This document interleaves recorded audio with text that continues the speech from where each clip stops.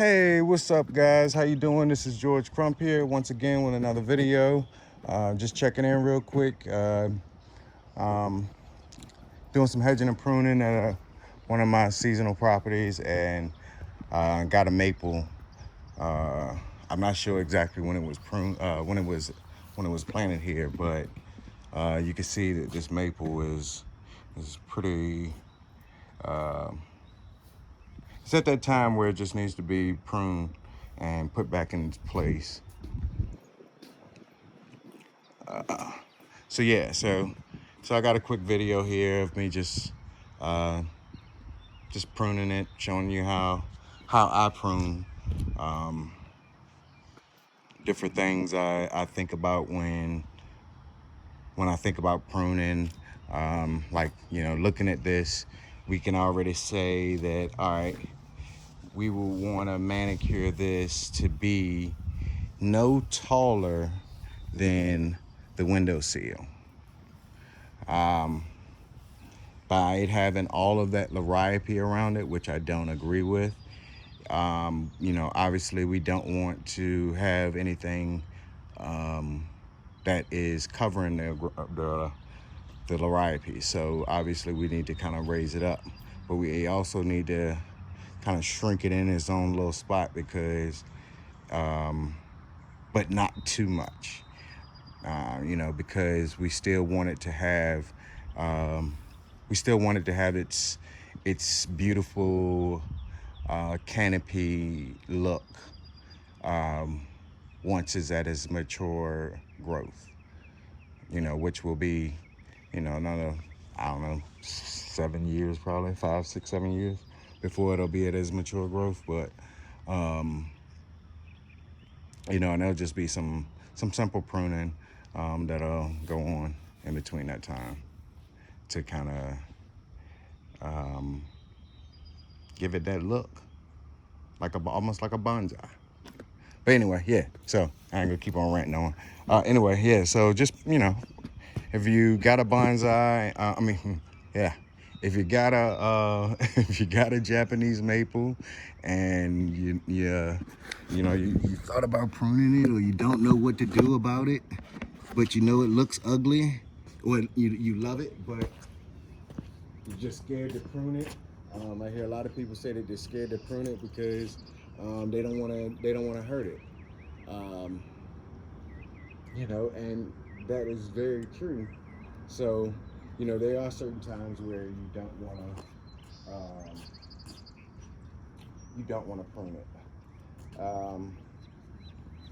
So one thing that, like I said, we already look for is we want to raise it up. We want to raise it up and bring all of this that's hanging down off of the ground. So that's gonna be my first thing that I'm gonna do. Another thing that you want to look for is you also want to um, identify like the main stalk, the main branch, uh, the lifeline, and this would be the lifeline right here. This part right here is the lifeline. So with that being said, we really want this lifeline to kind of come back this way. We want this lifeline to come up, but still back towards, like this be a good hit. Um, so like that's the growth pattern that I'm looking for. So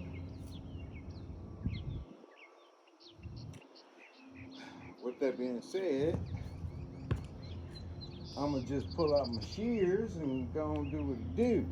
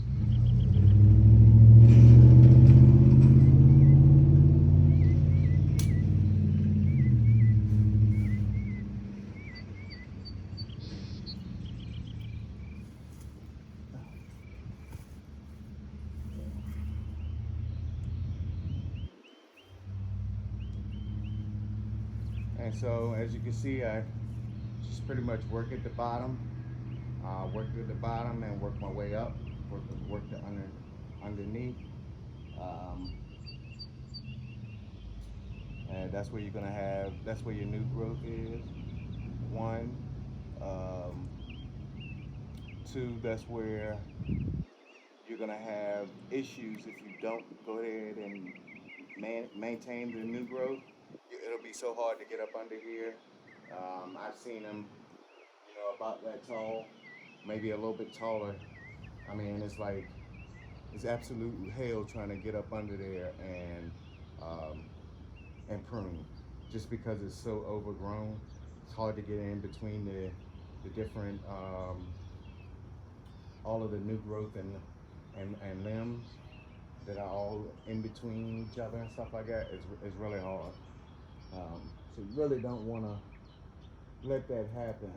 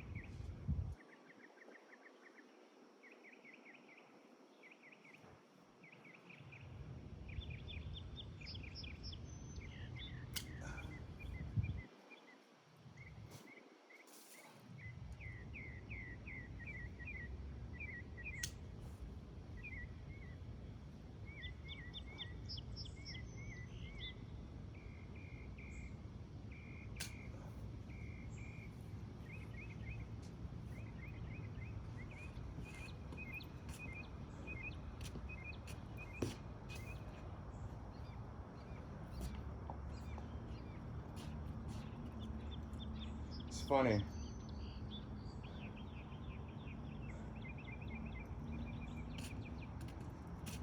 Like I used to be like 14, 13, 14, 15 years old. I used to go work with my dad, and sometimes most of the time, like when I first started, I used to, they only used to have me working in the nursery, so I'd never leave the shop. And here it is, 3:30, 4 o'clock, and I'm getting off and they're still not back yet. So um, the lady, her name was Eileen. Uh, Eileen, her husband, um, her husband was an arborist, and he used to have a lot of bonsai trees. And you know, I just thought it was the most amazing thing in the world. Uh,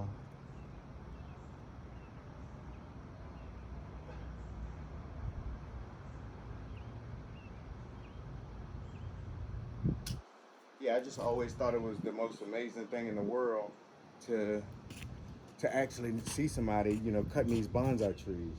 You know, thinking of my age, you know, Karate Kid, Mr. Miyagi, you know, Danielson. No, no, no, no. You got to simple, simple cut, simple.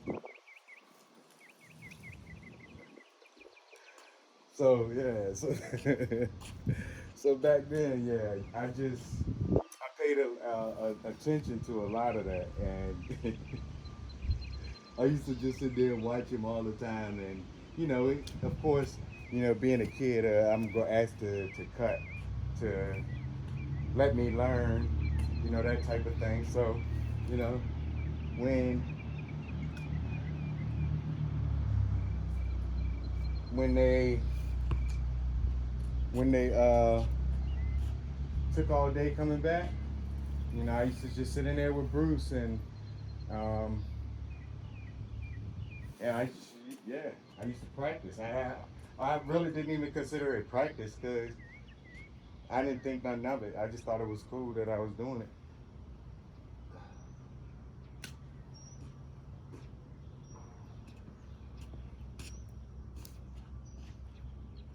Thought it was cool that I knew how to do it by this guy named Bruce. And now I absolutely love it.